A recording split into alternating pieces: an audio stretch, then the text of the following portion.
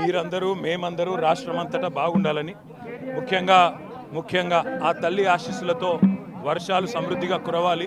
హైదరాబాద్ నగరంలో వర్తక వాణిజ్య సముదాయాలన్నీ బ్రహ్మాండంగా ఉండాలి. అన్నింటికీ మించి కులాలకు మతాలకు అతీతంగా మా సోదరులు సోదరీమణులందరూ కలిసిమెలిసి ఈ దేశ అభివృద్ధికి రాష్ట్ర అభివృద్ధికి తోడ్పడాలని మనస్ఫూర్తిగా కోరుకున్నాం. ఇంకొక మాట కూడా చెప్పాలి, ఇలాంటి అద్భుతమైన పండుగని రాష్ట్ర పండుగగా గుర్తించింది కేసీఆర్ గారు.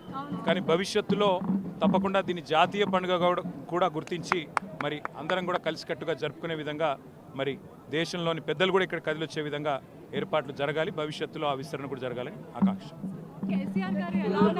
బ్రహ్మాండంగా ఉన్నారు. బోనాల సందర్భంగా వారి శుభాకాంక్షలు కూడా. మీరందరూ కూడా ఉదయం వేలేసి ఇంత బాగా మరి అందరు కూడా వచ్చినందుకు థ్యాంక్ యూ.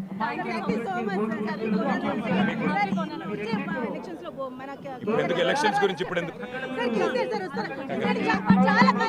ఎలక్షన్ల గురించి ఎందుకు?